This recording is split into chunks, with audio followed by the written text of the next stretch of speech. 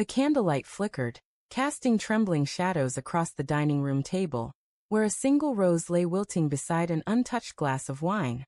I sat alone, the ticking of the clock slicing through the silence, each second a reminder that she was late, again. Our 10th anniversary, a milestone I'd spent weeks planning, was unraveling before it even began. My phone buzzed, and her text lit up the screen. Running late at work. Be home soon. My gut twisted. Something about the words felt hollow, like a note left by someone already halfway out the door. I'd known Claire for 12 years, loved her for 11, and married her for 10. She was the woman who laughed at my terrible puns, who cried during thunderstorms because they reminded her of her childhood, who promised me forever under a starlit sky. But lately, forever felt like a promise she'd forgotten. Her late nights at the office, her guarded phone, the way her eyes darted away when I asked about her day. It all stacked up like bricks in a wall between us. Tonight, though, I'd planned to tear that wall down. I'd cooked her favorite meal, lit candles, even bought a sapphire necklace to match the earrings I gave her on our first anniversary. But as the clock struck 9, doubt crept in like a thief. I poured myself a whiskey, the burn in my throat matching the ache in my chest. The house felt too big, too empty. I wandered to the living room, where our wedding photo hung above the fireplace. Claire's smile in that picture, wide, unguarded, felt like a memory from someone else's life. I pulled out my phone and opened the tracking app we'd installed years ago. A silly precaution from when we were paranoid about losing each other in crowded places. Her location blinked on the map. Not her office, but a hotel downtown. My heart stuttered. I refreshed the app. The dot didn't move. The drive to the hotel was a blur of red lights and half-formed prayers. Maybe it was a work event. Maybe she'd forgotten to tell me. Maybe I was overreacting. But the weight in my stomach told me otherwise. The hotel lobby was all polished marble and soft jazz, a world away from the chaos in my head. I flashed a smile at the receptionist, claiming I was meeting my wife for a surprise. She pointed me to the bar on the 15th floor. Each step up the staircase felt like climbing toward a truth I wasn't ready to face. The bar was dimly lit, crowded with laughter and clinking glasses.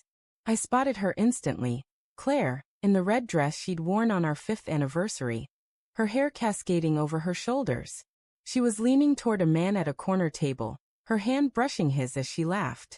The sound hit me like a punch. I stood frozen, my pulse roaring in my ears. The man was older, maybe mid-40s, with a tailored suit and a smile that screamed confidence. He leaned closer, whispering something that made her blush. My Claire. Blushing for someone else. I could have stormed over, made a scene, let the hurt explode into rage. But something held me back, maybe the part of me that still hoped I was wrong. I slipped into a booth nearby, hidden by a potted palm, and watched. Their conversation flowed too easily, their touches too familiar. When he slid a room key across the table, her fingers hesitated before closing around it. That hesitation was a knife in my heart. She hadn't said no. I don't remember leaving the bar, but somehow I was back in my car, gripping the steering wheel until my knuckles turned white. My phone buzzed again. Another text from Claire, almost done. Home in an hour. The lie burned worse than the whiskey. I drove home, the city lights blurring through tears I didn't realize I was shedding. By the time I pulled into our driveway, I'd made a decision. I wasn't going to confront her, not yet. I wanted her to feel the weight of her own choices first. When Claire walked through the door at 10:47 p.m., I was back at the dining table, the candles burned low, the food cold. She froze, her purse slipping slightly in her hand. "Oh, Michael," she said, her voice soft, almost guilty. "I'm so sorry. Work was a nightmare." I forced a smile, though it felt like swallowing glass. "No worries. You're here now." I stood, pulling out her chair. "Sit. I made your favorite." Her eyes darted to the table, then back to me, searching for something, suspicion maybe. But I kept my face neutral, my voice steady. "You look beautiful," I said, nodding at the red dress. "That's the one from our 5th anniversary, right?" She nodded, her smile tight. "Yeah. I felt like wearing it today." She sat, picking at the food, her usual warmth replaced by something guarded. We made small talk, but every word felt like a performance. I watched her, memorizing the way she avoided my gaze, the way her fingers fidgeted with her fork. The sapphire necklace stayed in my pocket, its weight a reminder of the love I'd poured into this night. After dinner, I suggested we open the wine I'd saved for dessert. She agreed, but her eyes kept flicking to her phone. I poured 2 glasses, then excused myself to the bathroom. Instead, I slipped into her office, where she kept her laptop. We'd never had secrets, or so I thought. Her password was still our wedding date. The screen lit up, revealing an email thread she hadn't bothered to hide. Meet me at the Meridian, 8 p.m. Don't be late. The sender's name was David, the man from the bar. My hands shook as I scrolled through months of messages, flirtations, plans, promises. Each one was a betrayal, small at first, then bolder, more reckless. I printed the emails, every damning word, and tucked them into my jacket. When I returned to the dining room, Claire was sipping her wine, her face a mask of calm. Everything okay? She asked. Perfect, I lied. Just needed a moment. That night, as she slept beside me, I lay awake, the emails burning a hole in my mind. I thought about the vows we'd made, the life we'd built, the nursery we'd painted for a baby that never came, the mornings we'd spent tangled in each other, laughing over nothing. How had we gotten here? Was it my fault, my long hours at the firm, my distraction with work?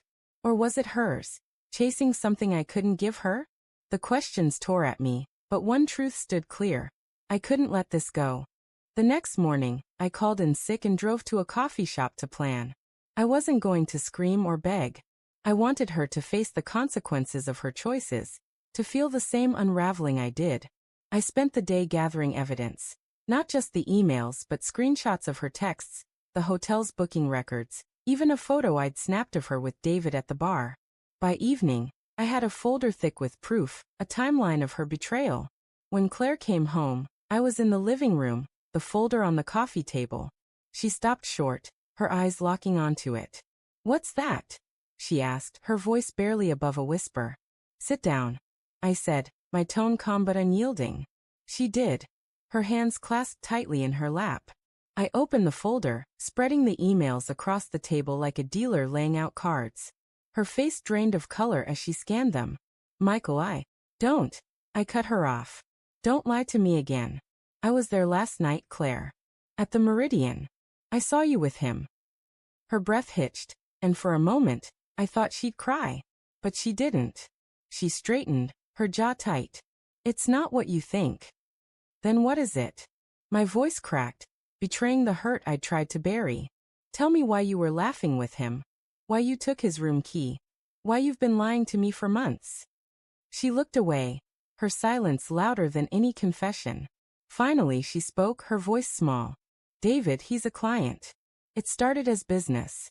But it became something else. I didn't mean for it to happen." "Didn't mean for it to happen?" I laughed, the sound bitter. "You met him at a hotel, Claire. You wore our dress. You lied to my face on our anniversary." "I know," she whispered, tears spilling now. "I'm sorry, Michael. I was lonely. You were always working, and I—" "Don't you dare blame me," I snapped. "I loved you. I planned our anniversary to remind you of that. And you were with him." She reached for my hand, but I pulled away. The room felt too small, the air too thick. I stood, pacing, trying to keep the pieces of myself from shattering. "I trusted you," I said.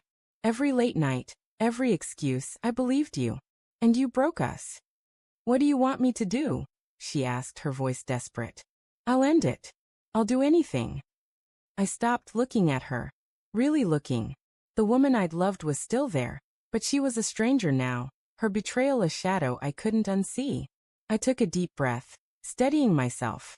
"I'm not deciding tonight," I said. "But you need to know what this feels like." I picked up the folder and walked to the guest room, locking the door behind me.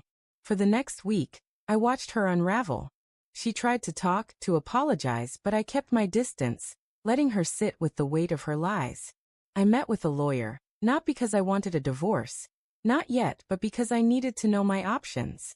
I called David's office, leaving a message with his assistant. "Tell him Claire's husband knows." I wanted him to feel the same dread I did. On the 8th day, Claire found me in the kitchen, her eyes red from crying. I ended it, she said. I told David it's over. I want to fix this, Michael. Please. I looked at her, searching for the woman I'd married. Part of me wanted to believe her, to rebuild what we'd lost. But trust, once broken, doesn't mend easily. I slid the sapphire necklace across the counter. I bought this for you, I said. For our anniversary. I was going to remind you of who we were. But I don't know if we can be that again.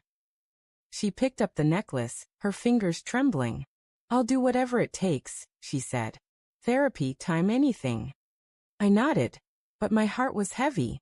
We'll try, I said. But not because you want it. Because I need to know if I can trust you again. The road ahead was uncertain. A path lined with pain and possibility. I didn't know if we'd make it, but I knew one thing. I'd never forget the night I sat alone at our anniversary table, waiting for a love that wasn't coming home.